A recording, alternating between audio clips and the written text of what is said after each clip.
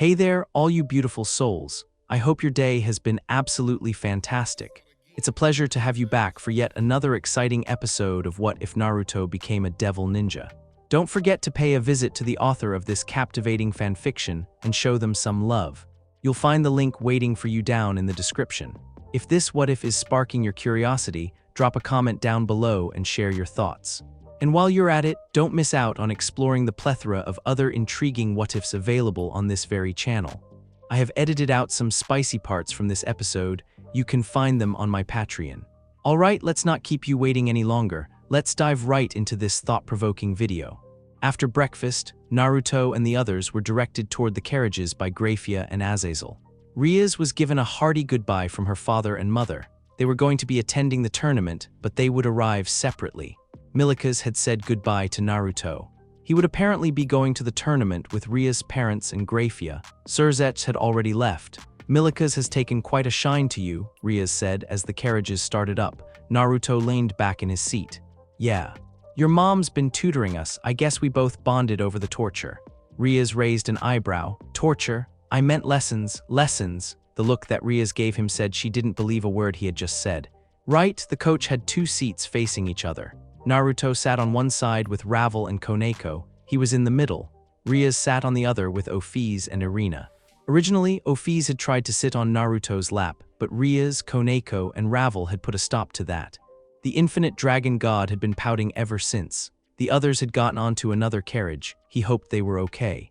Considering the tension that still existed between Akano, Asya, and Issei, the carriage itself was probably intense. He felt sorry for Kiba and Gasper. What kind of things is Lady Gremory teaching you? Asked Irina. Mostly politics and stuff, Naruto said, leaning back and crossing his arms. She's been doing her best to pound everything about the 72 pillars and how the devil hierarchy operates. She said it would be important to know later on down the road. She's right, Rias said. Since you and I are dating, you'll need to know about our culture and politics for future events that you might have to attend. She looked at Ravel, then back at him. It's even more imperative since you're also dating Ravel. With two heiresses on your arm, I don't doubt that you'll become the center of attention once it's made public. While Ravel and Irina became beet red, Naruto frowned. I didn't think about that. Is it okay for me to be dating two heiresses? It's not unheard of, Rias told him, but it's still pretty rare. I don't think a polygamous relationship like this has happened in a couple hundred years. This has happened before? Irina asked. Rias nodded. Polygamy isn't unusual in devil society, though most devils prefer monogamous relationships. About 250 years ago, a powerful devil heiress called Felicia Andriolphus gained great fame as a powerful devil who had subjected several other high-class devil families. She had then forged numerous alliances by having the first male of each family marry her. So female devils also form harems, Naruto said. He didn't know why this surprised him. Of course they do. Devil society isn't patriarchal like human society tends to be. We're an egalitarian society. That's why devil families have both a patriarch and a matriarch, each of whom are in charge of running the day-to-day affairs of the house. Rias paused and then added, of course, there are cases where the male or female will hold more power within the house, but that comes down to a matter of in-house principles instead of societal laws. In the eyes of society, men and women are equal. That makes, Irina said, nodding. Naruto frowned. But if that's the case, then why is Grafia a maid? Isn't she also Surzech's wife? That. Grafia just likes being a maid. Rias shrugged as though to say that's how it goes.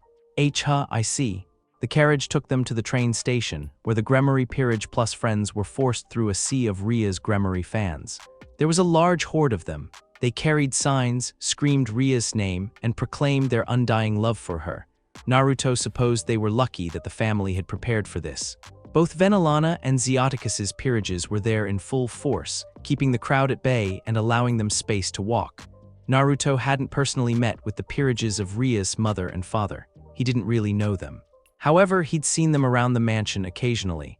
They had only been glimpses, but Naruto thought he recognized a few of them. I still can't believe how popular Bucho is, Issei mumbled as they entered the train. The doors slid closed behind them, and everyone made themselves comfortable somewhere. Naruto sat with Issei and Kiba, while the girls took the circular couch in the center and began chatting. Rias is something of a special case, Kiba admitted. Most devils don't get that kind of treatment unless they're famous like one of the 4 Maois or a popular raiding game player. What makes her so special? Asked Issei. Rias helped care for the cities located within her clan's domain, Naruto answered before Kiba could. Before coming to the human world, she was well known for traveling to various cities and doing community service acts or playing with the local children. She also helped all of the reincarnated devils adjust to life in the underworld. So she's popular because she's nice and helpful? Yes, sounds like our Bucho. Definitely, Naruto smiled. That's my Rias. Heh, you're Rias, Kiba teased. Instead of getting embarrassed, Naruto puffed out his chest. Of course, Rias and I are dating, that's why she's my Rias. HMPH, Kiba snorted with laughter. You're really something else. I'm so jealous that you get to fondle those ginormous juggle bags, Issei said with a sigh, lying his face on the table. So not fair. Don't let Asya catch you saying that, Kiba said. I didn't mean that I don't like Asya's oppai. I just meant. Naruto tuned the two out and looked out the window as the train sped along the tracks, watching the passing scenery roll by. It looked like they were in a mostly forested area. He could see nothing except trees up close and mountain ranges in the distance. While he let his mind wander, Issei continued to ask Kiba questions. So where are these raiding games taking place? At the Mao Coliseum, Kiba answered. It's located in the capital. The Coliseum was created about 40 years ago to host the raiding game championships. Since this tournament is such a big deal, they've decided to host it there. Oh, that makes sense, I guess, Issei said. Kiba grinned. Just wait until you see it. The Coliseum is quite impressive.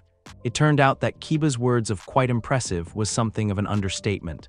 The Coliseum was massive, gargantuan on a scale that Naruto, and probably everyone who hadn't already seen it, couldn't fathom. It was on the opposite side from where the party had been held, which explained why they hadn't been able to see it the first time they'd arrived. Now standing before it as it loomed over them, Naruto couldn't help but be in awe by the immensity of it. This is where raiding games take place? Naruto asked. Just the championships, Rias answered. The rest of this time, the Coliseum is used for other events that are often hosted annually. I see. Grafia was waiting for them when they arrived. She led them to an entrance near the back, away from the crowds gathering by the front gate. This allowed them to slip inside and take a hallway that led to a large and opulent room where all of the other members who would be taking part in the tournament had gathered. Surzets and the other alliance leaders will be along shortly to explain how this tournament will work, Grafia informed them. Please wait here. After Grafia wandered out of the room and shut the door, Naruto looked at all of the people already there.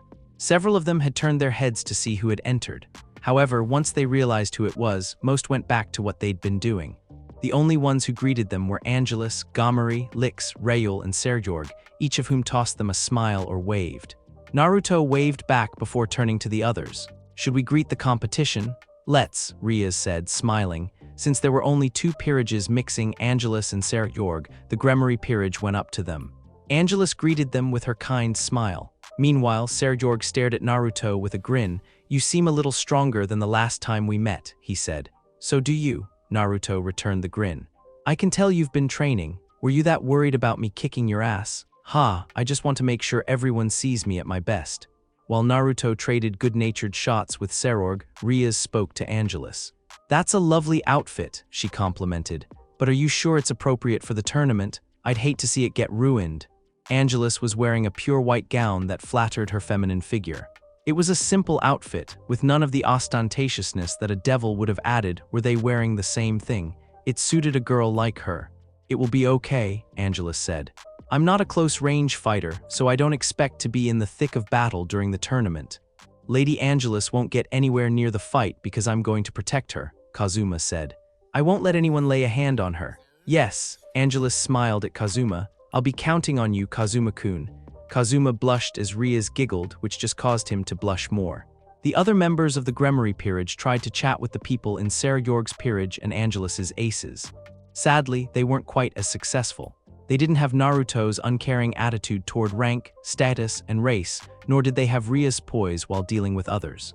About the only 2 who successfully made conversation with anyone else was Asya and Is, and it was mostly Asya doing all the talking. It's so wonderful that you were able to be reincarnated as an angel, Asya said to a young woman who looked several years older than the others. You must have been truly blessed during your life. I'm actually a little jealous. I don't know if I would call myself blessed. the woman who introduced herself as Sairaorg said, "Fortunate might be a better word. Is that so? Still, it must be amazing to become an angel. It is a pretty neat experience," Sairaorg admitted. "And how about you? Do you think becoming a devil was a sign of fortune?" "Oh yes," Asya nodded. "I've met so many wonderful people since I've become a devil, and I have a wonderful boyfriend, and there's also, Sairaorg queried. Asya shook her head. No, never mind that. Please forget I said anything." "Well, all right." During the midst of the several conversations taking place between them, someone else walked up to their group. He was a handsome young man. With a gentle-looking face, blonde hair, and an outfit befitting royalty, he held an appearance reminiscent to a fairy-tale prince. He reminded Naruto of Kiba, except he felt Kiba pulled off the princely look better. The vile aura radiating from him, which Naruto felt thanks to his ability to sense the darkness in others, helped shatter the illusion that he was anything but cruel. "Excuse me," he said, bowing politely to the group. "I apologize for interrupting your conversation, but could I ask, might you be Asya Argento?" Asya blinked. Yes, that's me." The smile that the man wore widened. "I thought so. Please allow me to introduce myself. My name is Deodora Astaroth, and I wanted to confess my love for you." There was no telling whether that came from Asya or Issei. Naruto glanced at his friend. The look on Issei's face, which could have best been described as flabbergasted, would have been amusing had the situation not been so odd. A tension had enveloped the area. Naruto felt something thick in the air. "What will you do now, Issei?"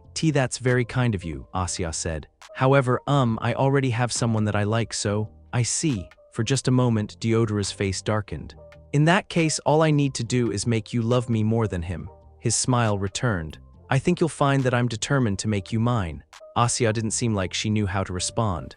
She remained silent, a look of befuddlement crossing her face.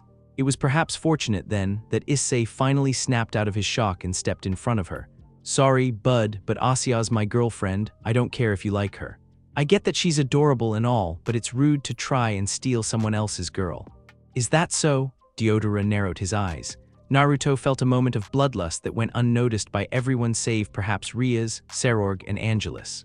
Then the smile returned. "I see, so that would make you my rival, wouldn't it? Be prepared, dragon, I will make Asya mine." Deodora turned around and went back to his peerage, which Naruto noticed was made up entirely of nuns.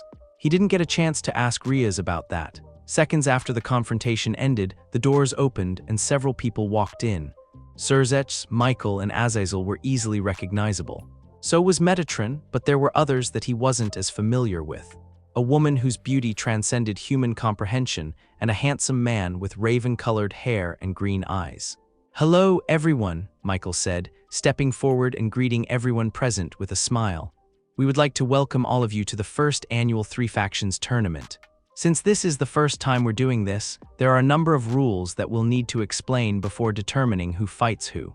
At this point, Surzech took a step forward and began to speak.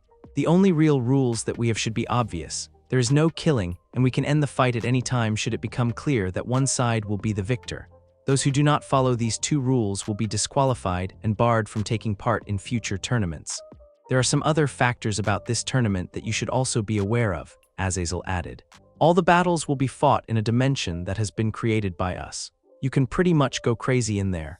Each arena is the exact same size as the coliseum's interior, mostly because the dimension created is using the coliseum as an anchor to maintain its reality.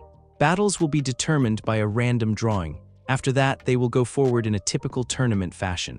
He sighed. "Well, that about covers it. Are there any questions?" "I've got one," Naruto said, raising a hand. He felt a grin split his face. "When do we get this party started?" Azazel laughed. "Right now." The blonde female angel stepped forward. There was a box in her hand, and there was a hole on the top portion. "Will each of the leaders please step forward and grab a slip of paper? Once you have it, show your number to Shemhazai." One by one, those who were the king of their respective groups walked toward the blonde woman and drew a card. The card was then shown to the fallen with dark hair, Shemhazai, and then they walked back to their group. "What number did you draw?" Naruto asked Rias as she stopped beside him. 8, Rias said. After the last person drew a number, Shemhazai took several steps forward and spoke in a clear tone. "The battles will be happening as follows: Bale versus Mestama, Buer versus Lix, Gremory versus Rayul, Astaroth versus Citri. Gomery versus Glaciolabolas, and Angelus versus Augars. Will the first two contestants please follow us? You will be lead to your respective starting points. All right, it looks like we're going first, Mesta crowed. Come on, losers, it's time to show these bitches who's top dog around here. Have fun, Sairaorg, Naruto said as the large teen walked off with his peerage. Sairaorg said nothing, but he did raise a hand as if to say farewell. Sairaorg Bale looked at his surroundings with a consternated frown. The strangely made gray walls, numerous unusual shops, and large steel poles that went from the ground to the ceiling were unknown to him.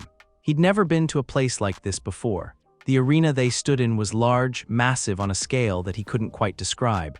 Of course, it wasn't big in comparison to a city, but when compared to the inside of, say, a mansion, it was ridiculous. The ceiling was nearly 50 meters above his head, and the interior extended for miles, with staircases and elevators and fountains. It also looked like there were multiple stores inside of this building, which meant it was a shopping district of some kind. Kyuisha, what sort of playing field is this? He asked. His queen, a girl around his age with blonde hair tied into a ponytail, studied the interior with a keen eye. If I am not mistaken, I believe our current playing field is a mall, the kind you would find in the human world. None of us have any experience with human malls, Sairaorg muttered, frowning. I believe this was done to even the playing field, Kyuisha admitted. Mesta has no experience in a raiding game, but he probably knows more about the human world than we do. They've given him a terrain advantage in order to counter our experience advantage. Yeah, that makes sense. What should we do? Asked Coriana Andriolphus, one of his bishops. I don't particularly like the way Mesta treated Angelus during the party, so I kind of want to pound his entire peerage into the ground myself, Sairaorg admitted. Kyuisha coughed into her hand. While you may not like him or the way he acts, please remember that if you were to humiliate him during a live spectacle like this, it could result in serious political consequences between devils and the fallen angels. I do not believe the Governor-General would mind, Baruka said while sitting atop Altabrow, a devil horse from Cocytus, the lowest part of the underworld. He struck me as the kind of guy who would laugh at someone who's been humiliated rather than get upset on their behalf. That may be the case, but Azazel is not the only fallen angel we have to worry about, Kyuisha reprimanded Sairaorg's knight. We would have to worry about much more than just the fallen's Governor-General. Metama might have friends in high places. Sairaorg thought about the problem for a moment before grinning. All right, everyone. Here's what we're going to do. Because the raiding game was taking place in a separate dimension, all battles were watched on several monitors arrayed throughout the arena. These monitors were massive contraptions that hovered over the arena floor. Each one was large enough that it put any theater in the human world to shame. The peerage and saint members were not within the arena proper, where all of the other guests were watching the battle. They were still in the waiting room. However, they could watch the battle play out on a large monitor attached to the southernmost wall. Naruto was sitting on one of several couches, with his girlfriend and queen sitting on his left, holding his hand, their fingers laced. Koneko was on his other side. She was using his lap as her pillow. Irina, Ravel, and Ophiz were nowhere to be found. Since they weren't members of Rias' peerage, they had been asked to leave. While Irina and Ravel had gone off with Graphia, Ophiz had just disappeared. He didn't know where she was. Everyone, including Naruto, was watching the battle play out on the monitor. It looked like Sairaorg and his team were moving into a full-out attack despite not knowing where Mesta was. Meanwhile, the Fallen was having his peerage plant traps around the mall. His members had split up, moving to various keypoints and intersections. It looked like they were setting spells that would go off when they detected motion near them. It looks like Sairaorg is splitting up his forces, Rias commented with a small frown. She had even placed a hand under her chin. Naruto recognized her expression and posture as the "I wonder what he's up to" position, which was the name he had given to it. Do you think that was a bad move? Naruto asked, using his free hand to run his fingers through Koneko's hair. If this were any other peerage, I would probably say yes, Rias said. The frown on her face grew deeper. But Sairaorg and his peerage are hailed as one of the strongest peerages among the younger devils. Sairaorg in particular, he's called the strongest youth. That's not a title he came by lightly, Naruto nodded. I agree. Mesta was smart to set traps, but something tells me those traps aren't going to work on Sairaorg or his peerage. Kyuisha walked through the mall with confident strides, her dress ruffled about her ankles. The slit on her right side caused her leg to occasionally reveal itself, all the while her blonde ponytail swished as she looked left and right. No traps had presented themselves yet, but the ground underneath her suddenly exploded, plumes of crimson flame erupting and causing chunks of concrete to fly everywhere. Kyuisha had no interest in being consumed by the fire. Seconds before the explosion actually happened, she was leaping through the air. While the heat from the flames still washed over her face, no damage had been sustained. She landed on the ground. Kneeling on the tiled floor, she held out her left hand and created a magic circle. It was an elemental circle that represented water. Mass amounts of blue liquid shot from the circle and slammed into a wall several meters away. It drilled straight through the wall seconds later, and Kyuisha held out her other hand, from which lightning poured forth. It combined with the water, creating a beam of almost pure white light. The beam slammed into the room on the other side. An explosion of electricity sent light tendrils skittering out of the hole in the wall like spiders. Along with the attack's aftermath, a figure leapt out of the hole. They were young, but appeared older than her by a few years. His dark hair hung from his head and swayed in the breeze left over by the discharges of her attack. She noticed the twitching in his arm. He must have been feeling the aftermath of her attacks. "I applaud you on your trap building skills," Kyuisha complimented the man. "You are quite talented. It looks like I can't afford to hold back with you." "I'm afraid you have me mixed up with Liz," the fallen angel said.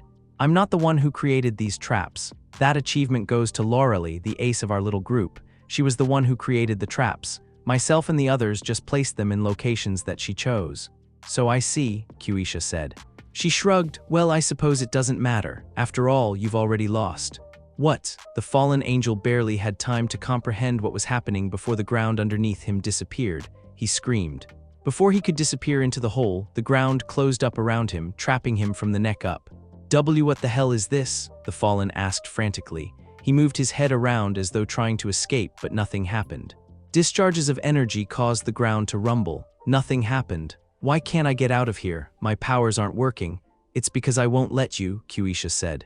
"The House of Abaddon has the power of Hole, which is the ability to create holes that expand and contract according to the user's will.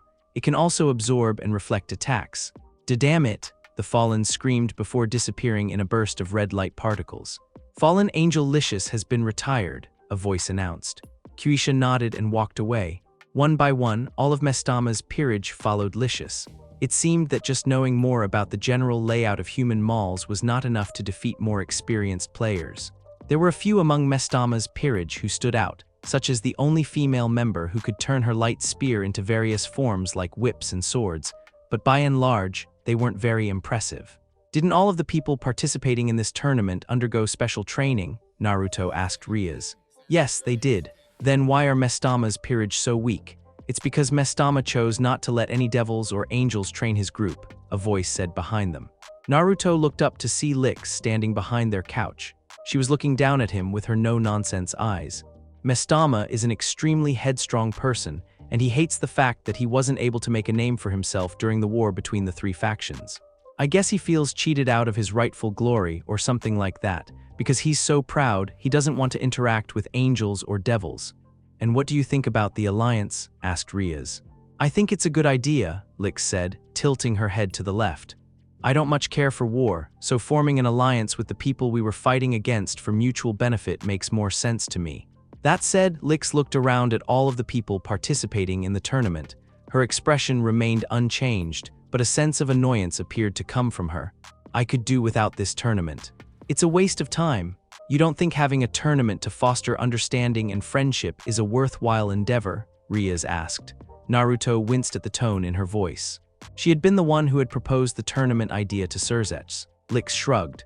"I believe that the party was fine, but this tournament is taking time away from all of the things I could have been doing. Such as finishing my doujin." "You create doujin?" And just like that, Rias no longer appeared angry.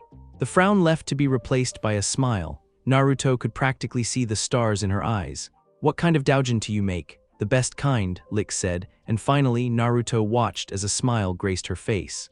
"I'll show it to you once I'm finished." He turned back to the raiding game as Rias and Lix began to talk in earnest.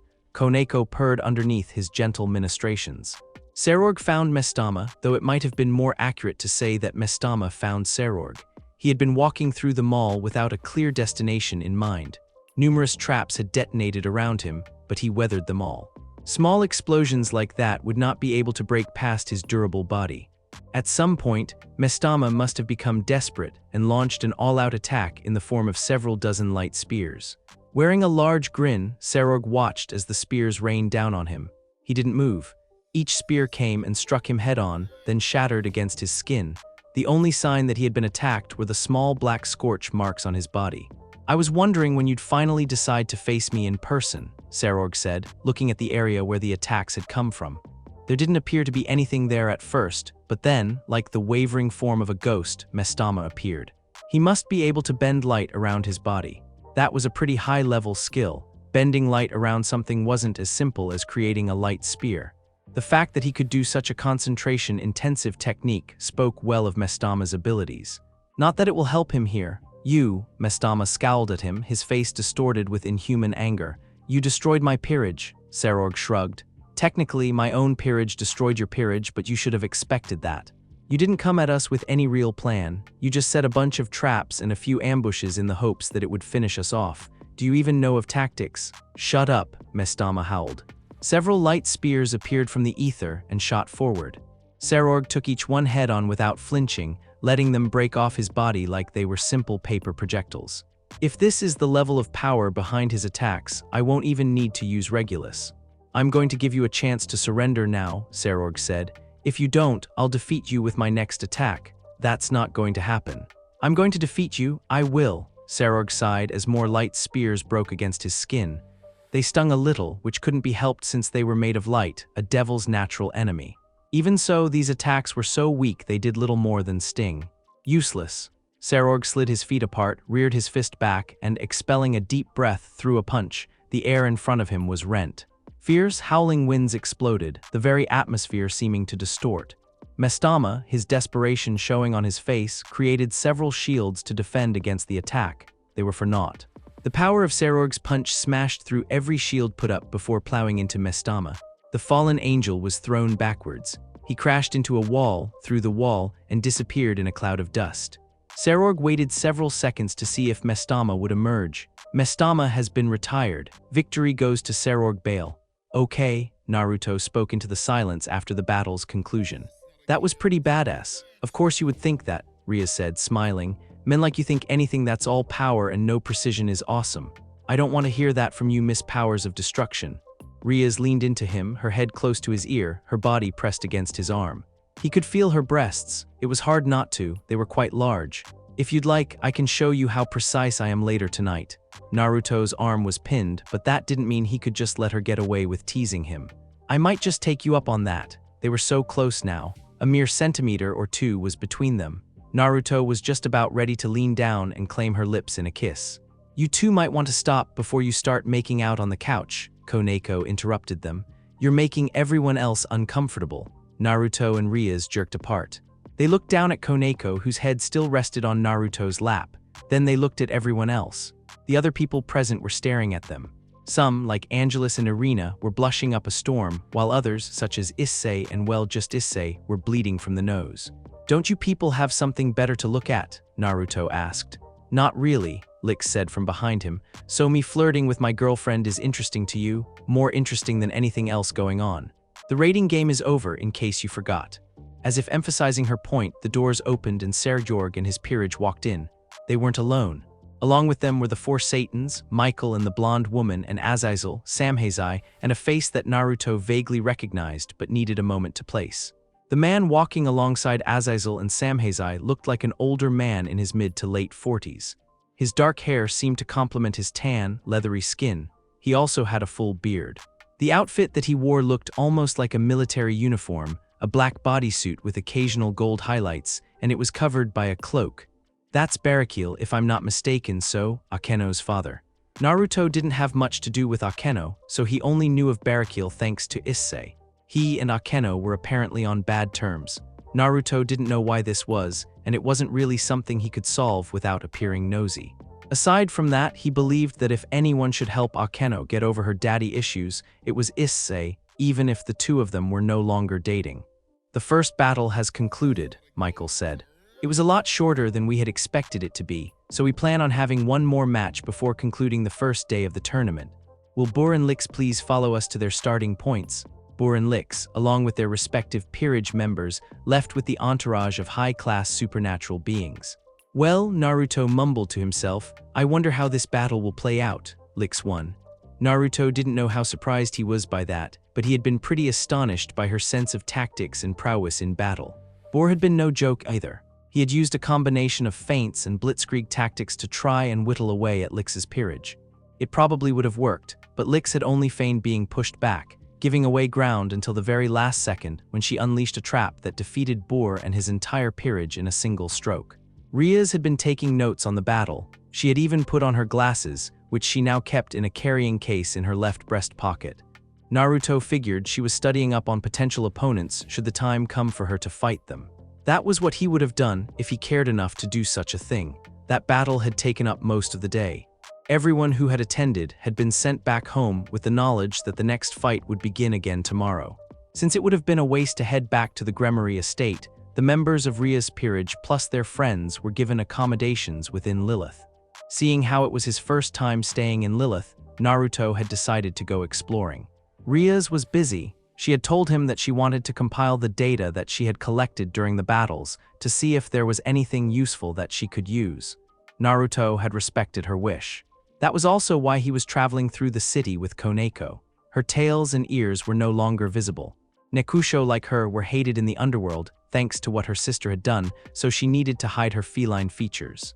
Naruto thought it was a shame. He liked her Neko appendages. Still, he knew there would be trouble if she walked around with cat ears and a tail. There's a sweet shop around here that I wanted to show you, Koneko told him as she led Naruto by the hand. The streets were pretty crowded. There must have been thousands of people wandering the streets, chatting and shopping and eating at local cafes and restaurants. Everyone was wearing smiles.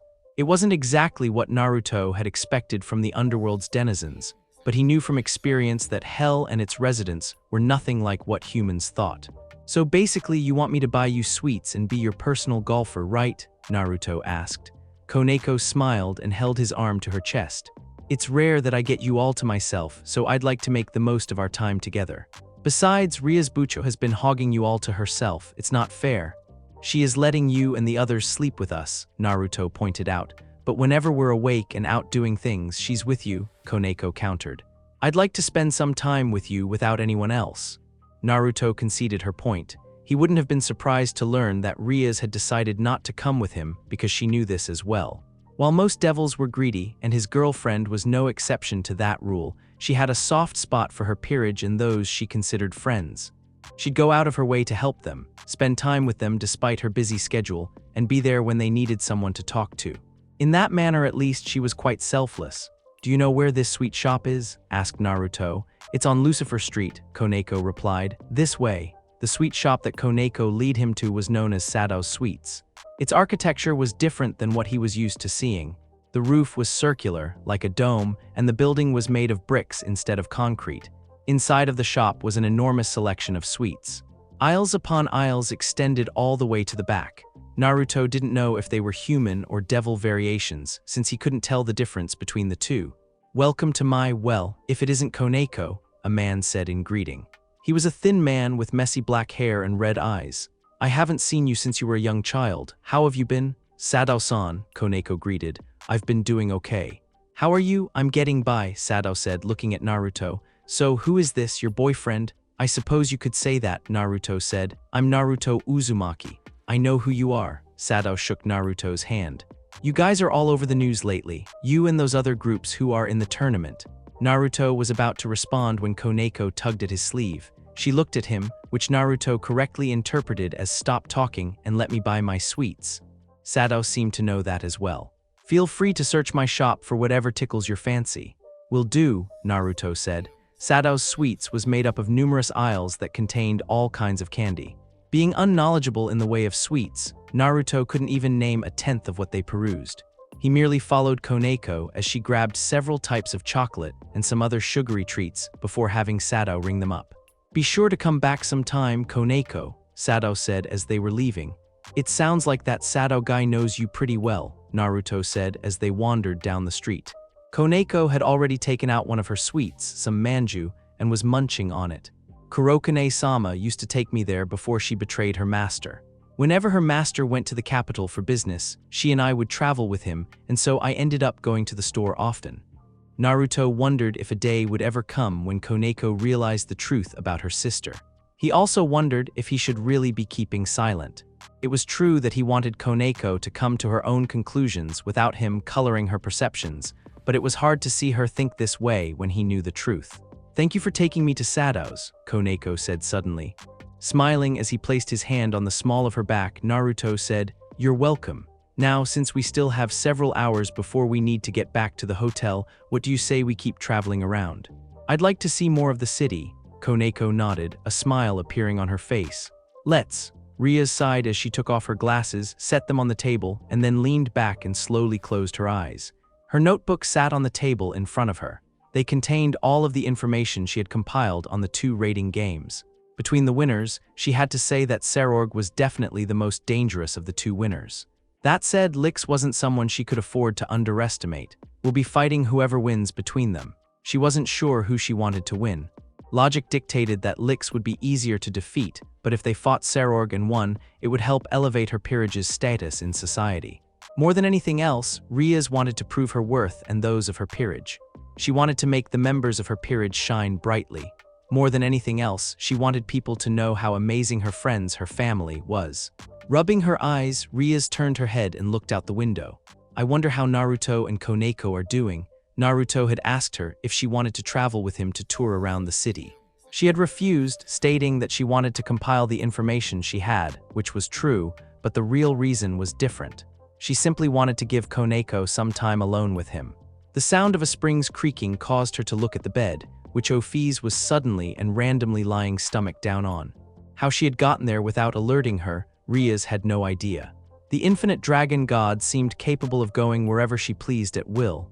"Ophies, what are you reading?" Rias asked as she stood up and stretched. She blinked when she felt a pair of eyes on her and looked back at Ophies.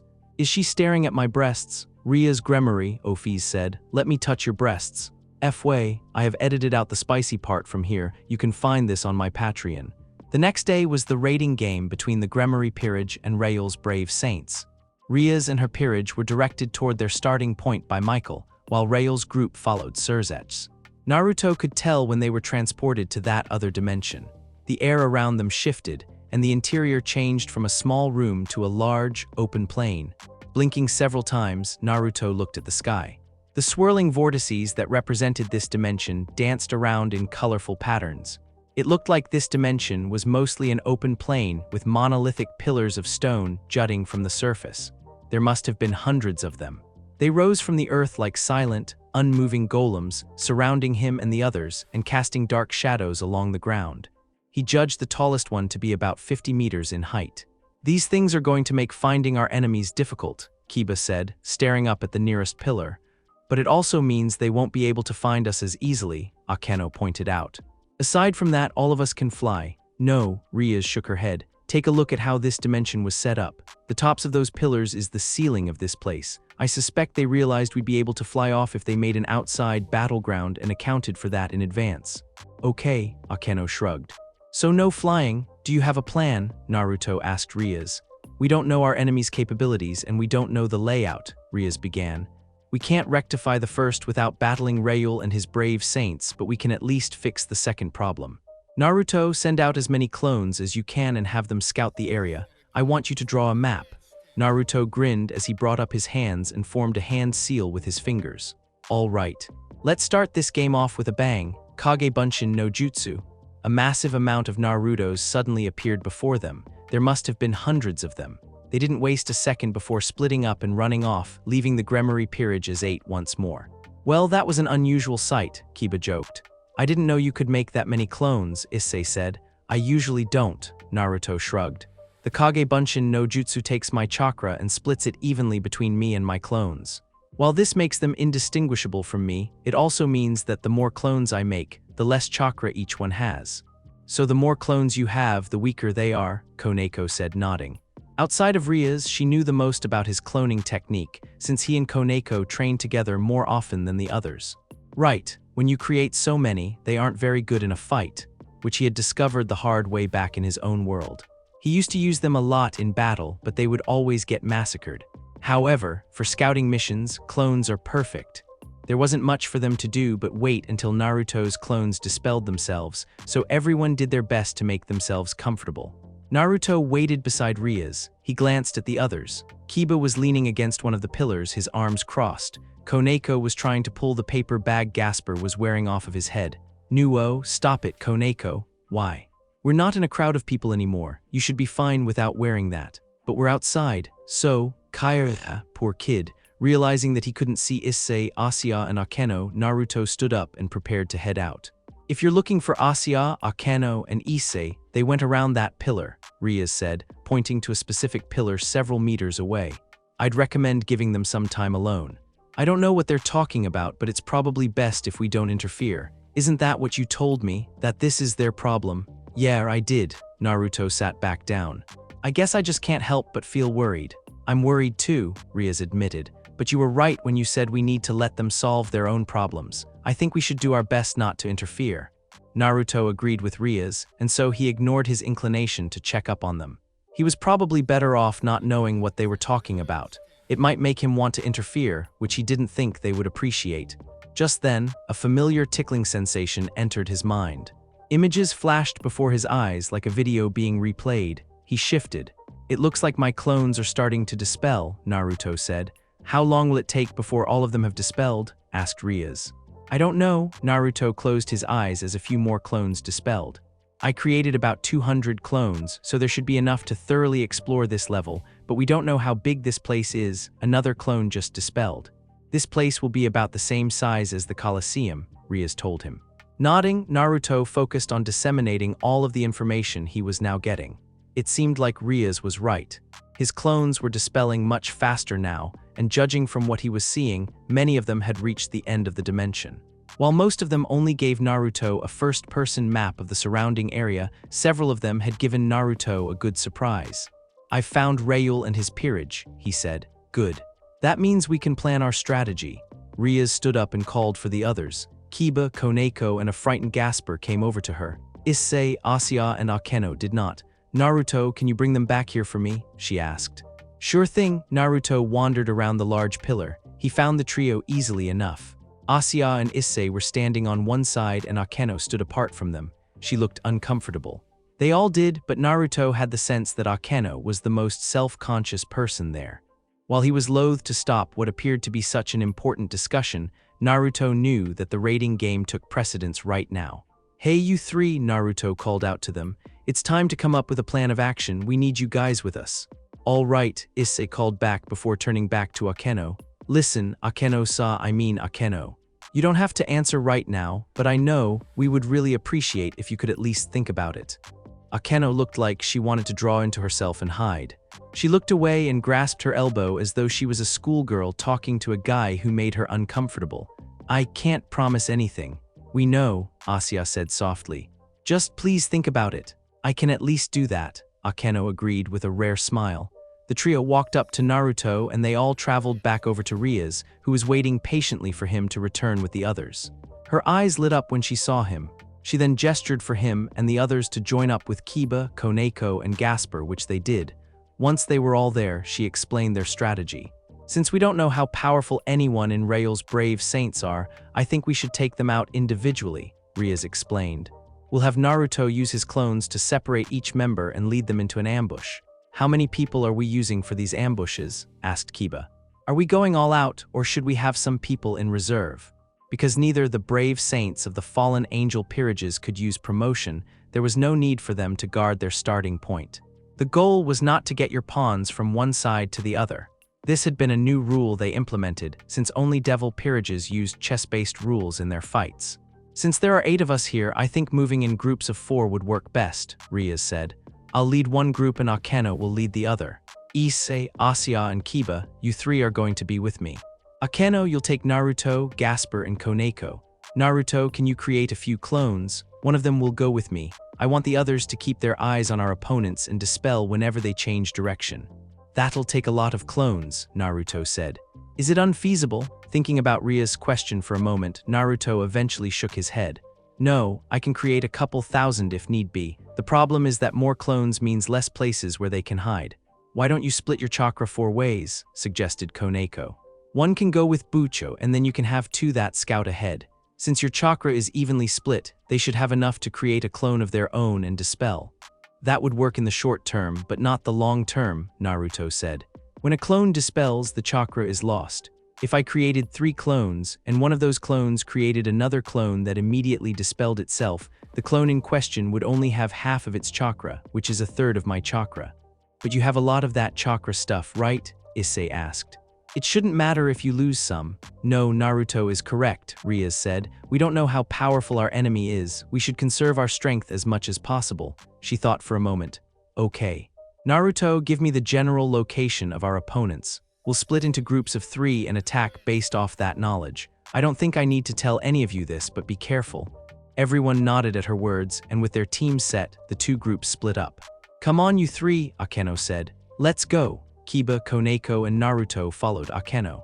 As they were leaving, Naruto noticed Akeno glance at Issei and Asuya one last time before Rias' group disappeared from sight.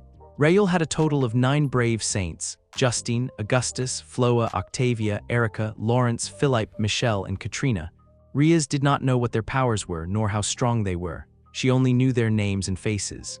Since they were reincarnated angels, there was also a chance that, like reincarnated devils, some of them were sacred gear users. They would need to be cautious. We're coming up on the first location you recommended, Rias said as she, Asuya, Issei, and Gasper rushed through the pillars. Gasper was currently riding on Issei's shoulder. He didn't have the stamina that everyone else did. Chances are they've already moved from that spot. Naruto's voice crackled with static. Be careful of traps. We will. Rias rounded a corner with the others. They immediately needed to leap away and separate as a massive beam of energy destroyed the area they had been standing on. Rias looked up. There were 4 members of Rael's peerage standing together. In front of them was a massive magic circle, which was currently crackling with discharged energy. It looks like they're combining their power to form some kind of magic attack. The Brave Saint system was centered around cards, unlike the evil pieces of a devil's peerage, which was chess-based. Rias knew only a little bit about the Brave Saints. Technically, it was still an experimental system. However, it wouldn't be illogical to assume that the Brave Saints couldn't create special attacks based on specific card games like blackjack or poker.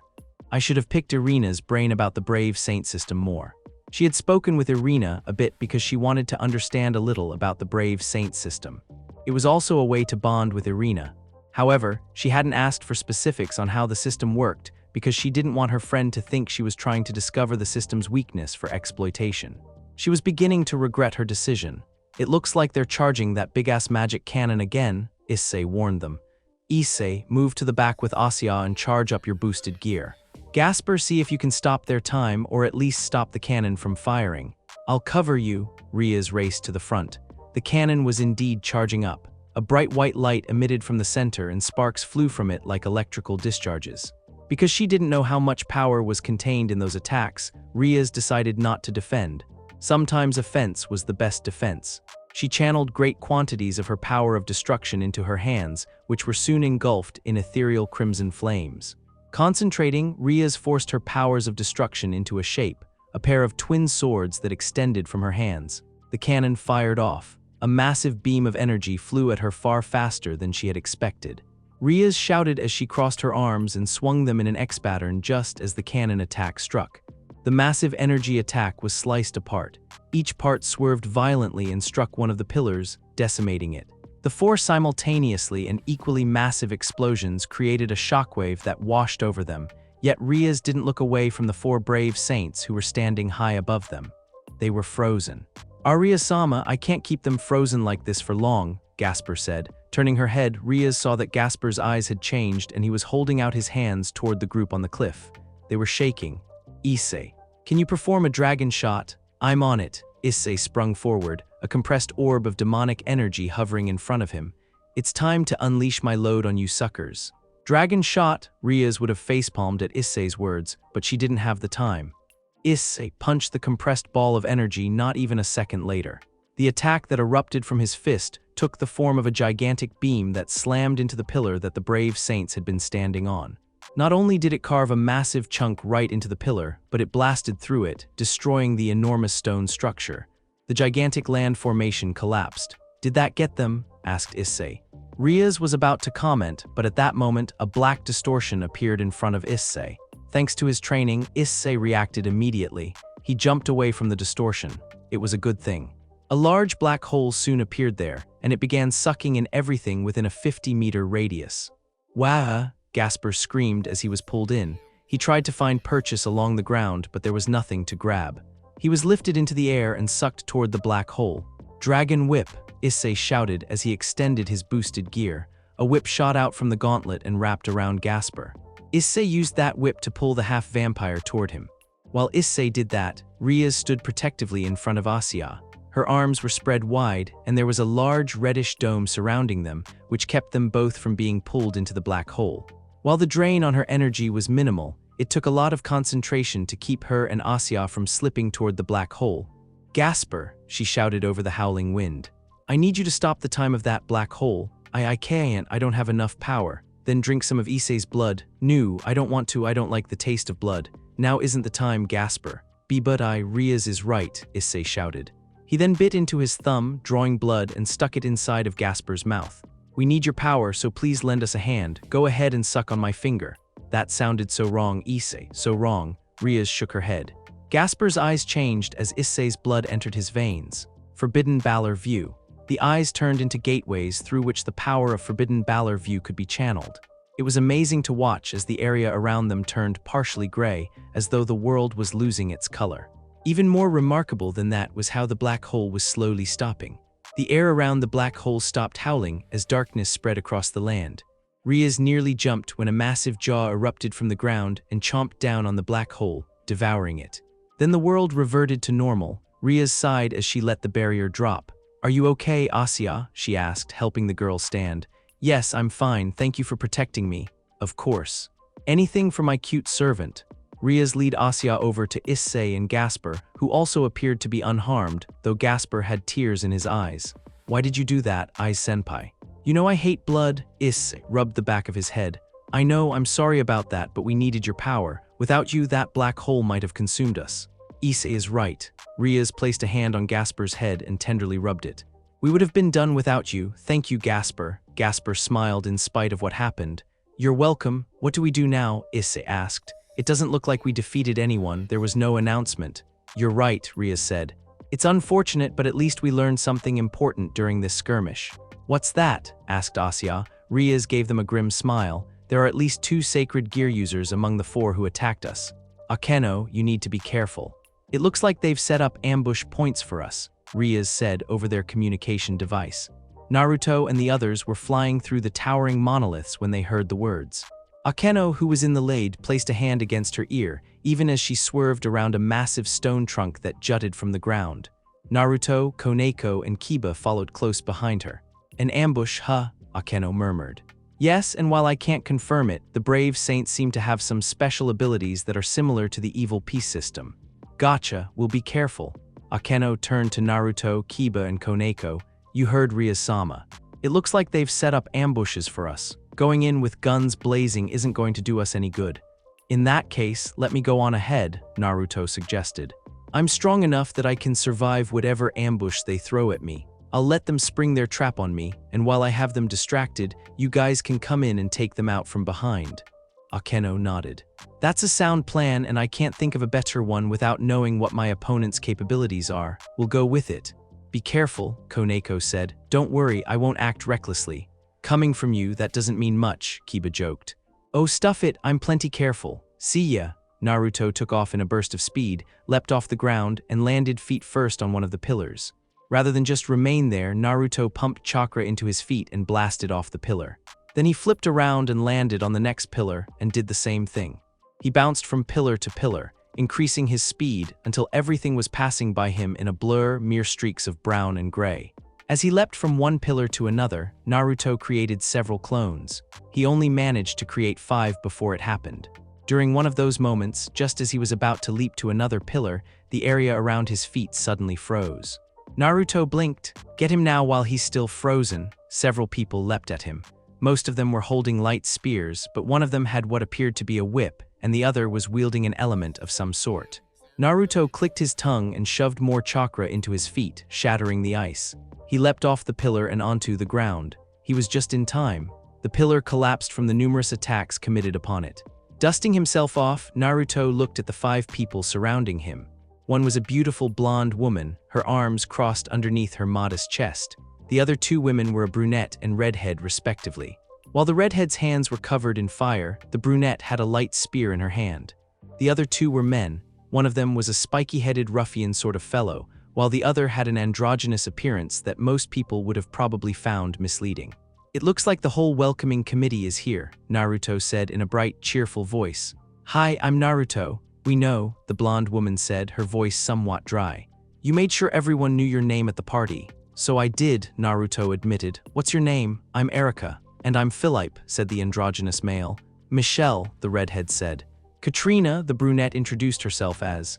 Naruto looked at the ruffian who noticed this and clicked his tongue. He didn't say anything. This prompted Naruto to ask, "Lawrence?" "Don't call me that," Lawrence shouted. "He hates his name," Erika told Naruto. "We're not sure why. All he said was that a name like Lawrence isn't manly enough for someone like him. That's because Lawrence is a sissy's name." "I see, so he doesn't like his name." "That's too bad," Naruto said. "I think Lawrence is a good name, it suits him." "Grah," Lawrence looked like he was ready to slam his head against a wall. "All of you just shut up." "And you," Lawrence pointed his light spear at Naruto. "You're going down right here, right now." "Oh, I wouldn't be so sure of that," Naruto grinned. "You see, I created a shadow clone some time ago and have already switched places with it." "What?" Lawrence's words turned into a surprised squawk when the Naruto in front of him disappeared. "What the heck just happened?" Having replaced himself with a clone, Naruto leapt out from behind a pillar, a large blue ball of swirling energy already in his hand. It wasn't the size of his palm. It was the size of a basketball. "Udama Rasengan!" The 5 brave saints scattered as Naruto slammed his Rasengan into the ground. A massive explosion went up. Naruto used it to propel him back into the air and toward the blonde woman Erika, who wore a shocked face. "You're wide open," Naruto shouted. "That's what you think," she said back. Element 0, Naruto's forward momentum was halted when he slammed face first into something. It felt like he'd struck a wall. Erika shouted, and suddenly the wall exploded and sent Naruto blasting back toward the ground, where Michelle was waiting for him. "Blazer," the girl shouted as she threw a punch at him. Her fist was on fire. Since Naruto had no desire to get it, he used the replacement technique on a boulder from the destroyed pillar. Michelle's fist struck the boulder. The explosion that followed was impressive. Massive gusts of searing hot wind flew outward from the center of impact. Numerous molten rock fragments also soared through the air, striking the ground like small meteorites. Naruto wasn't given a moment's rest. Katrina and Lawrence had appeared on either side of him and were coming in fast. Both of them were wielding a light spear. While Naruto was confident in his durability, he didn't want to test it either. He leapt backward right into the waiting attack of Philippe. "Gravity error," Philippe shouted. A large black orb shot forward and slammed into Naruto. True to the attack's name Naruto, it felt a lot like gravity had experienced a sudden massive increase. Sadly for Philippe, however many times more than Earth's normal gravity this was, it wasn't enough to slow Naruto down. Pumping even more chakra into his feet, Naruto threw himself at Philippe, who didn't even have a moment to realize that his attack hadn't worked. Naruto's foot met the angel's face. Philippe was blasted backward into a pillar which exploded from the force of his impact.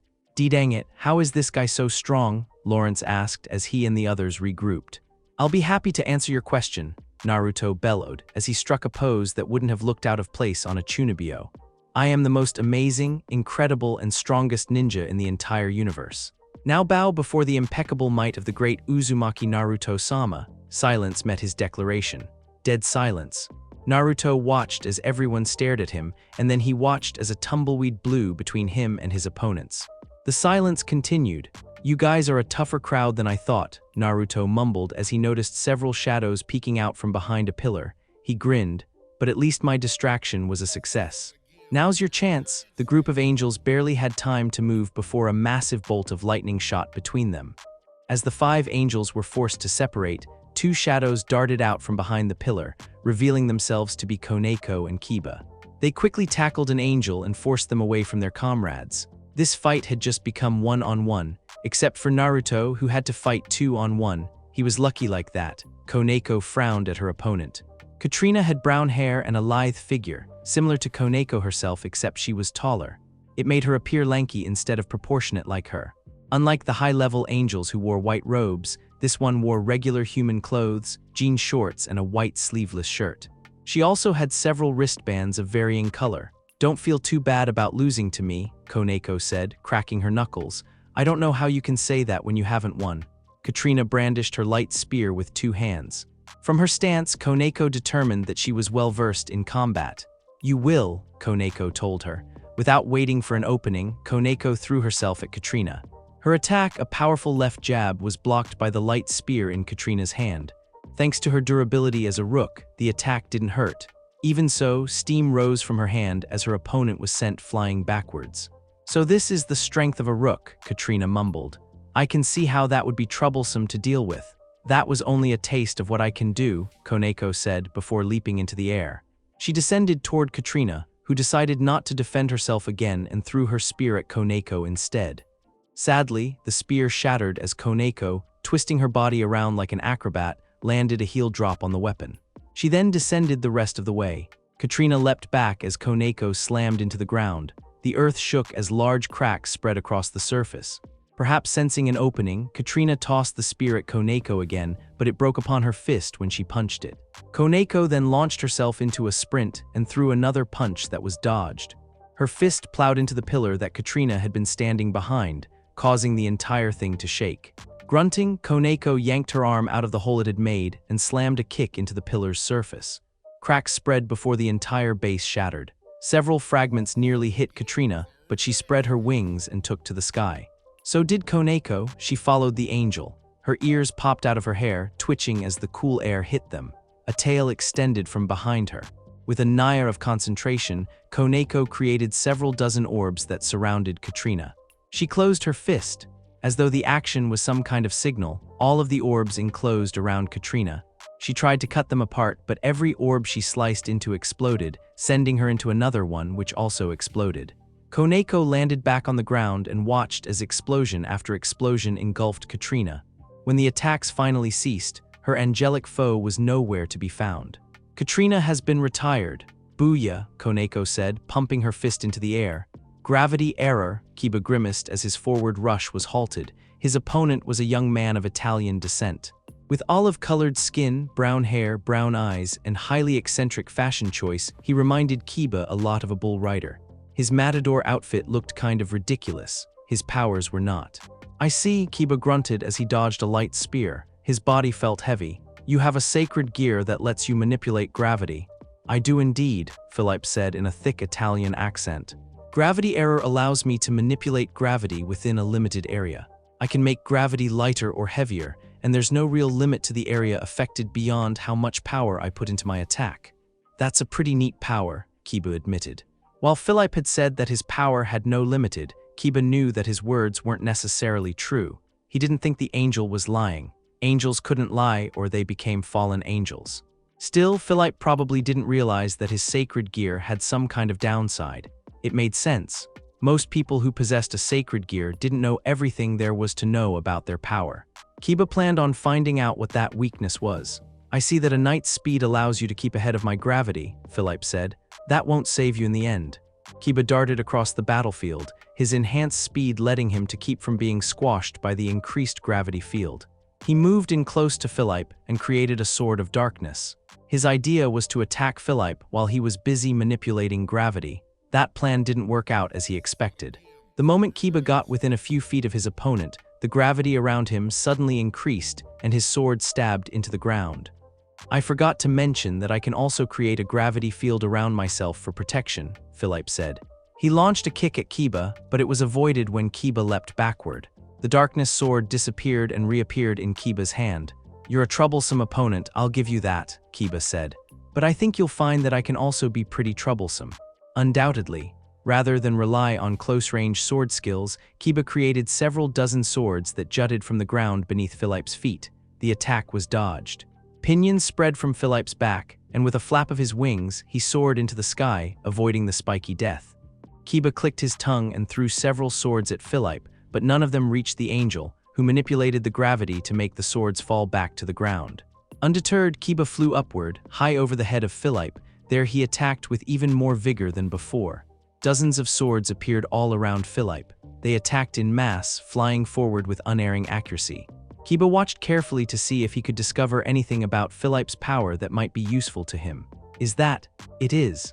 When several small cuts appeared on Philippe's arms, legs, and face after several swords flew down at him from above, Kiba knew what Gravitor Error's weakness was. All right, here we go. With a plan forming in his mind, Kiba landed back on the ground, bent his knees, and kicked off the dirt. He flew high into the air again and attacked Philippe with a relentless pace. His first attack came in from the front. Nothing happened. The blades dropped to the ground. Landing back on the ground, Kiba disappeared as he put on another burst of speed and attacked from behind. Then he attacked from the left, next the right. The left again, the right, front. He kept disappearing and reappearing, only to attack Philippe from another angle. Philippe tried to keep up, but he didn't have a knight's speed. All he could even see were after images. "Above you," Kiba shouted as he reappeared above Philippe. He could feel the gravity from the Philippe's sacred gear taking effect. It dragged him down, toward Philippe, who only had enough time to look up before Kiba sliced into his back. Philippe's scream disappeared along with him as he evaporated into particles. Philippe has been retired. Kiba landed on the ground. Dusting himself off, he wandered off in search of his comrades. "Ara, Ara," Akeno giggled as she and Erika danced through the air, trading strikes like a pair of bitter enemies. Every bolt of lightning she sent at her angelic foe, the attack would splash off of what appeared to be an invisible wall. "You're quite talented. I hadn't realized the angels had such a unique sacred gear user on their side." The sacred gear that Erika used was not exactly rare, but it wasn't what she would have considered common either. Element Zero allowed its wielder to create invisible barriers and attacks. The barriers could block just about anything, which meant Akeno's lightning did next to nothing, since it never came close to hitting her opponent. "And I've heard that you were a hybrid between devil and fallen angel," Erika said. "That's next to unheard of." "Don't mention that to me," Akeno said, her smiling face morphing into a scowl. "I see that you do not like your fallen angel blood," Erika murmured. "I do not know why this is, but it means little to me." Lightning sliced the air, but it was blocked by a large, invisible wall. Akeno quickly swerved away from her previous position. Seconds later, an invisible attack slammed into the pillar that had been behind her, toppling the entire thing like a house of cards being kicked by an angry child. Akeno grimaced. It was hard dodging an attack when she didn't even know when, where, or which direction it was coming from. Akeno randomly flew through the air as several more attacks crashed into the ground below her, denting the earth as though a giant, invisible fist was punching the ground. So long as she kept this up, Akeno was sure she'd be fine. Unfortunately, this meant she had no chances to counterattack. Her flight must not have been as random as she thought. Pain exploded in her skull a second later when she smacked into something. That wouldn't have been so bad, but then something akin to a sledgehammer crashed into her stomach. Akeno could do nothing but release a soundless scream as she hit the ground hard. Gritting her teeth and ignoring the blood trailing down her mouth, Akeno rolled along the ground as something slammed into the spot where she'd been lying. She scrambled to her feet and launched a lightning bolt at Erika. It was blocked. Again.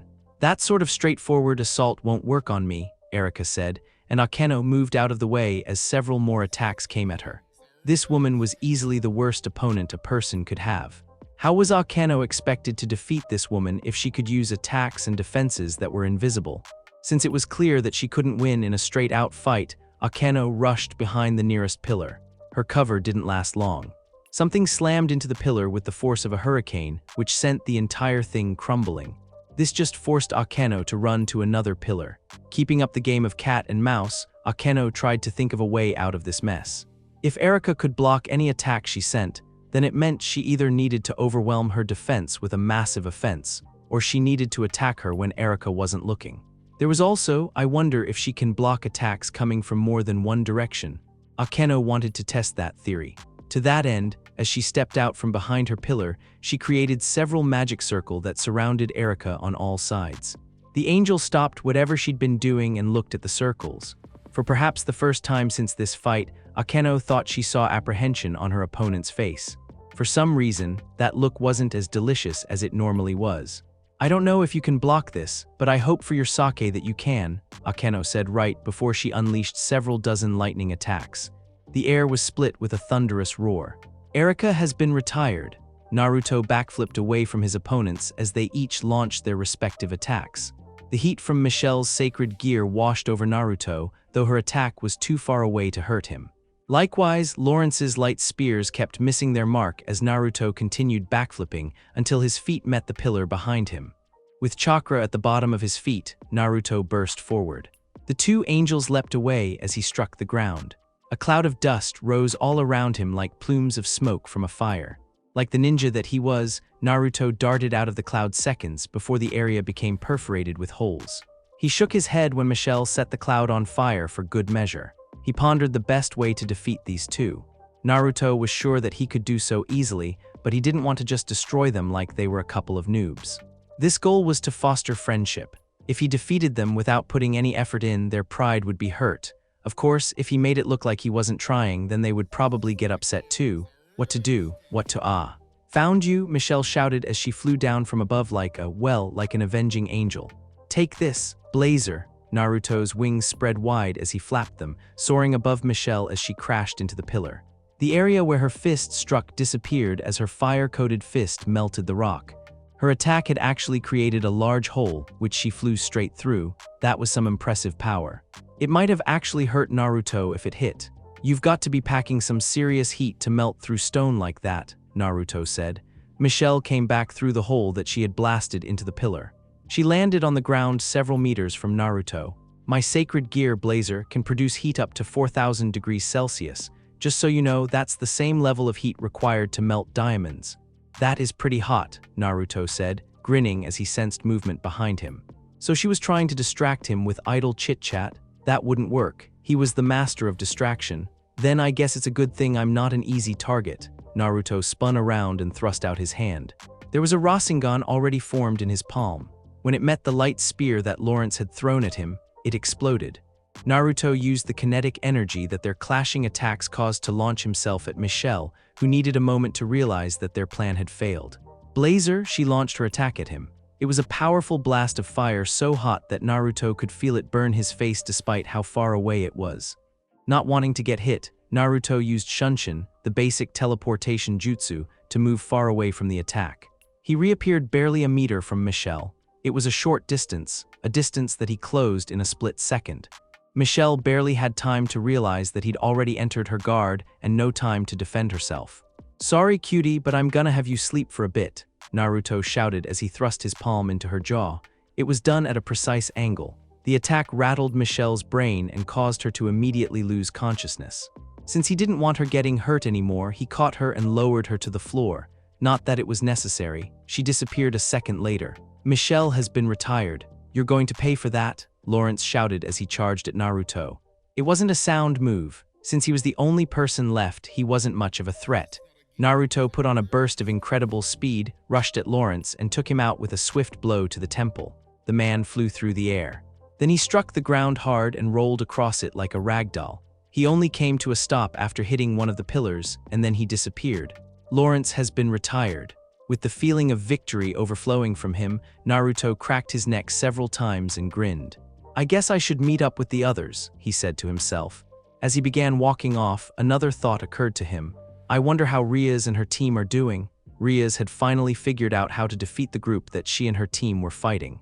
Thanks to Naruto and the others defeating their opponents, Rias had realized why she and her team couldn't defeat their opponents. I've figured out how to counter that huge cannon attack they launched at us before, Rias told the others. The Angel team had retreated to a safe point far from them after launching their attack. Rias assumed that the cannon attack was their trump card. If you figured out how we can counter that huge attack, I'm all ears, Issei said. He, Gasper, and Asya were crowding around her in a circle. That huge attack is similar to the special abilities that our evil peace system has, Rias informed them.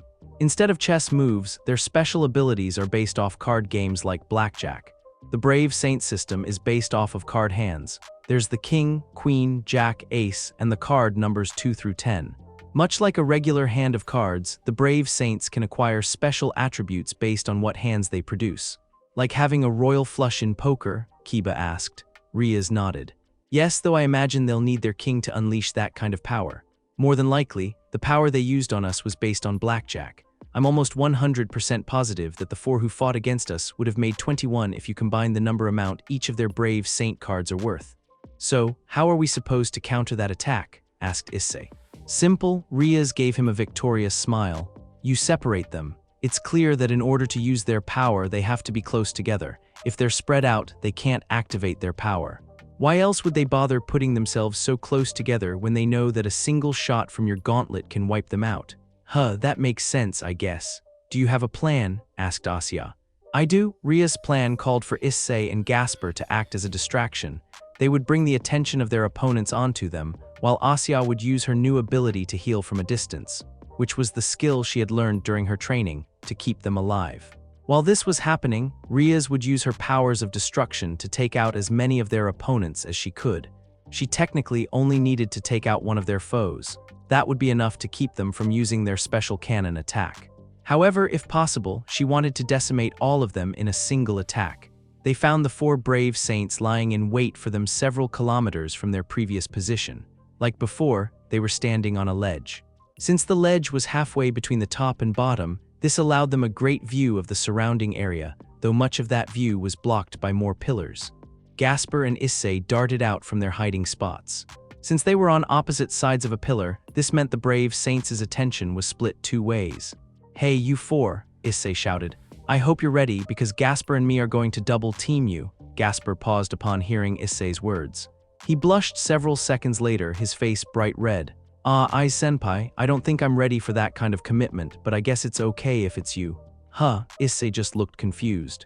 The brave saint seemed to decide that Issei was the bigger threat, probably because of his dragon shot ability. Its destructive power was second to none among Ria's current team. While Issei did his best to boost his sacred gear's power, he was also forced to dodge massive blasts from the cannon attack. Even Rias, who stood about a dozen meters away from the primary battle, could feel the resulting shockwave from each successive attack reverberate through the earth.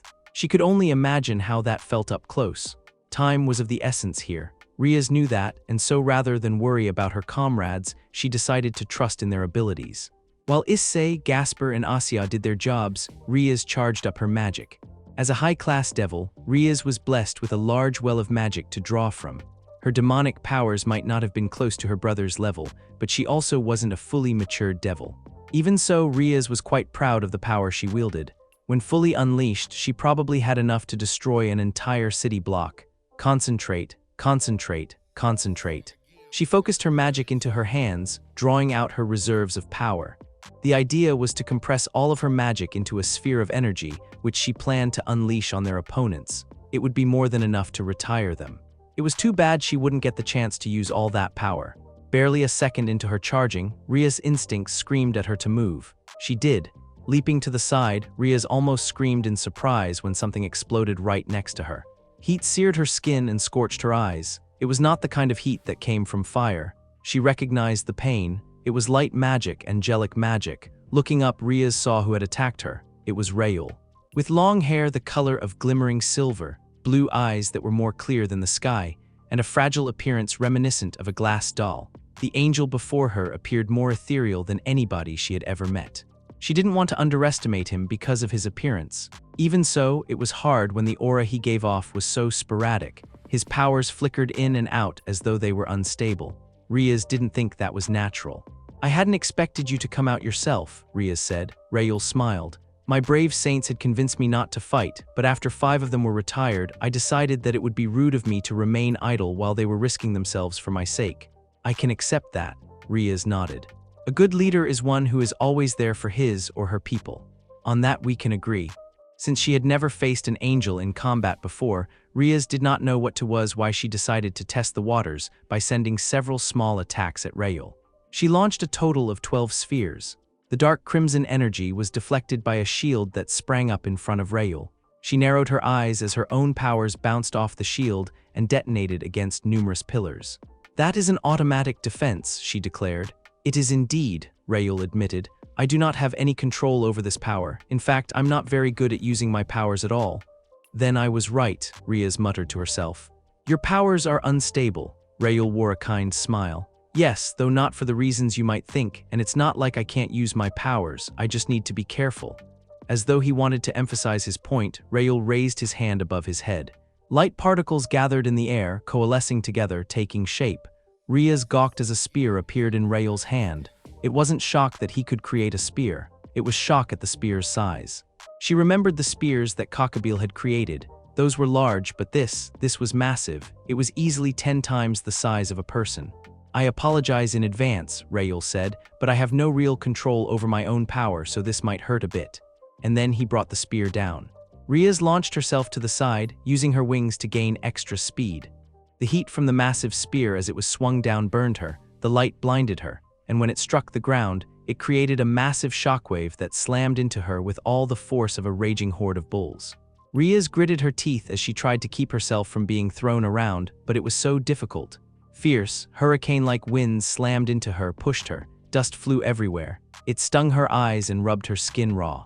She did her best to cover her face with her forearm, but that just meant her arms were taking the brunt of the damage instead. She could feel the skin as it was peeled away by several thousand grains of sand, moving at speeds faster than most sports cars. It was unimaginably painful. The attack finally died down. Rias lowered her arms. She gasped upon seeing the extent of damage done by Rael's attack. A gigantic trench had been carved out of the ground. While Rias couldn't judge just by looking at it, the trench had to be at least a kilometer long, and it was wide enough that several dozen people could stand lengthwise across it. If that wasn't enough, then the pillars that had been standing in the attack's path were gone, annihilated. "What incredible power," she muttered. "This power is more of a curse than a blessing," Rael said. He was still floating in the air, though it looked like he'd been thrown backwards by his own attack. With his hair in complete disarray and his eyes drooping, the angel looked worn, as though his last attack had damaged him more than her. "I could imagine why," Rias muttered. "It looks like you can't control it very well." "No, I cannot," Rael agreed. "That is why most of my power has been sealed. What you just saw was the minimum amount of power I have at my disposal. The rest is locked away." Rias was sure her eyes were bulging. That was the minimum amount of power that he had. What kind of monstrous strength did this angel possess? "Now then," Rael began, creating another massive light spear. "Shall we try this again?" He brought the spear down once more, but this time Rias didn't know what to do. She could flee, of course, but it wasn't like running would help. That attack had hurt her despite getting out of the way in time. Of course, there was no way she could block it, so fleeing was really her only option, but before she could come to a decision, another massively powerful aura entered the battlefield. It was familiar. She recognized this power. Appearing seemingly out of nowhere, a giant clawed hand reached out and grabbed onto the spear, stopping it in its tracks. Rael was so shocked that he nearly dropped his weapon. The clawed hand squeezed down on the spear, shattering it into millions of tiny fragments that rained onto the ground. Some of those fragments would have hit Rias, but another hand flew forward and covered her. The remnants of Rael's power slammed into the hand. They didn't ground through. Rather, it was the many light shards that broke, shattering against the clawed appendage as though they were flimsy glass fragments striking a cement wall. "Damn, that was some power," a voice said behind her. The hands retracted. "I had no idea there was an angel among the people participating who had that kind of power." Rias turned her head. A person was walking toward them, Naruto, his orange jacket blowing in the wind, his blonde hair swaying as he moved. Sky blue eyes were grinning up at the angel who floated several dozen meters above them. "Naruto," Rias muttered. Grinning with a vibrancy that couldn't be faked, Naruto greeted her. "Hey Rias, I felt this guy's power skyrocketing and thought you might want a hand." "I could definitely do with some help," Rias admitted. "I had no idea Rael would have that kind of power." "I don't think any of us did," Naruto said. "Go help your team, I'll keep Rael busy." "Okay, thank you Naruto." Rias flapped her wings and headed off in the direction that Asya, Gasper, and Issei were at. Since no announcement had been made about anyone retiring, it meant they were still fighting. She could only hope they would still be there when she reached them. Looking up at the angel floating in the sky, Naruto had a strange sense of déjà vu. It wasn't the kind he got from having seen this situation before. Perhaps it was due to the expression on his opponent's face, or maybe it had something to do with the lonely aura surrounding the other boy. But as Naruto looked at Rael, he felt almost like he was staring into a mirror and seeing his past self. "Since you've already attacked twice, I think that means it's my turn to take this battle to you," Naruto said, grinning as he knelt down. His muscles bunched together. With a boost of chakra, Naruto launched himself skyward. Naruto quickly created 2 clones. One launched him further into the air. the other created a Rasengan. As he soared above Raoul, the Rasengan Naruto clone tried to slam his jutsu into the angel's sternum. It didn't work. Raoul had been able to see the attack coming and reacted more quickly than the clone. The attack was dodged. This didn't mean much though, as the other clone used the Rasengan Naruto as a stepping stool. He leapt off of that Naruto's back and flew up to the real Naruto. With a Rasengan already formed in one hand, he allowed his clone to grab the other, spin him around, and throw him at Raoul. Wind swirled around his Rasengan. Cutting blades formed the shape of a shuriken, and a loud shrieking emitted from the attack. As he flew toward his adversary, the Naruto clone stretched out his hand, as though attempting to thrust his Futen Rasengan into Raoul's chest. It was dodged, that was okay. Spinning around, Naruto threw the Rasengan at Raoul. Thanks to his devil magic, he could control it without using Sage Mode. Once more, the Rasengan was avoided when Raoul swerved out of the way. The Rasengan flew into the air, only to be caught by the other clone, who had used his wings to fly after it. After catching the Rasengan, clone Naruto threw it at Raoul's exposed back. The angel's ability to detect danger must have been extraordinary indeed. Raoul spun around and thrust out his hand. A massive spear of light emerged from his palm, piercing the Futen Rasengan. Naruto didn't know what Raoul thought that would accomplish, but he doubted the angel would have tried to destroy his attack like that if he'd known what was going to happen. Because the Futen Rasengan was nothing but a ball of swirling energy combined with wind chakra, it was extremely volatile. Even the lightest touch would cause it to explode. The light spear was another volatile attack. When the two forces collided, it created an explosion so massive that Naruto worried about the dimension this raiding game was taking place in breaking. Howling winds pushed everyone back. Naruto and Raoul were sent soaring backwards like pieces of toilet paper trapped in a fierce wind. The world around him spun. Everything blurred past his eyes in streaks of brown and gray. He felt more than saw his body as it plowed into and then went straight through one of the large pillars, and it wasn't just one. His back soon slammed into another pillar, went through that one, and then slammed into another pillar and another. His momentum eventually slowed enough for him to flip his body around. The next pillar that he hit, it was with his feet, and he used chakra not only to cushion the blow, but also to keep himself from falling off. He surveyed the area in front of him. It looked like he'd been sent flying for at least a couple dozen meters. Numerous monolithic towers of stone were now nothing but rubble. They must have collapsed after he had struck them. Launching himself forward, Naruto quickly searched out his foe. Raoul was buried in a crater about 10 meters wide and 6 deep. Unlike Naruto, whose body was sturdy enough to withstand such punishment, Raoul seemed to be having trouble getting up. This was a good chance to end the raiding game. Jumping into the crater, Naruto walked over to his opponent, pulled out a kunai, and placed it against the struggling Raoul's jugular. That wasn't the best move you could have made, Naruto told him as Raoul froze. It would have been better if you dodged that last attack. The explosion would have still been quite a sight, but it wouldn't have been that destructive. Combining two such volatile and powerful attacks is the only reason you're in this position right now. Raoul looked at the kunai against his neck, and then he peered up at Naruto. I guess this is the part where you tell me to surrender. You can keep fighting if you want, but I wouldn't recommend it. Justine, Augusta, Floa, and Octavia have been retired, a voice announced. It seems I have no choice, Raoul said, sighing. I didn't really want to battle anyway. I'm more than willing to give you this victory. When Rias arrived at the place where Asya, Issei, and Gasper had been distracting Raoul's brave saints, it was to discover that Issei and Gasper had already split the group up. Each of them was battling against two of the brave saints at a time. Her pawn was fighting against a woman with long blonde hair and a large bust. Come on, I just want to touch them. Let me fondle those titanic tatas of yours. Let me touch your tumbling titties. No, the girl screamed as she covered her chest and ran in the opposite direction. Get away from me, you pervert. How can I get away when those massive mammaries are sucking me in? Issei asked, his hands outstretched and his fingers making creepy grasping motions. Rias almost sighed at her idiot pawn. While his pervy act did an excellent job of throwing the women he fought off balance, it wasn't always the best strategy to take, though it seemed to be working well against this female. Unfortunately, the girl, Justine, Rias thought her name wasn't his only opponent. Get away from Justine, perverted trash, the male who was flying overhead shouted. He threw several light spears at Issei, but most of them were dodged by her pawn, quickly leaping backwards from one foot to the other. I resent being called trash, Issei said. I am merely carrying on the legacy of a great man.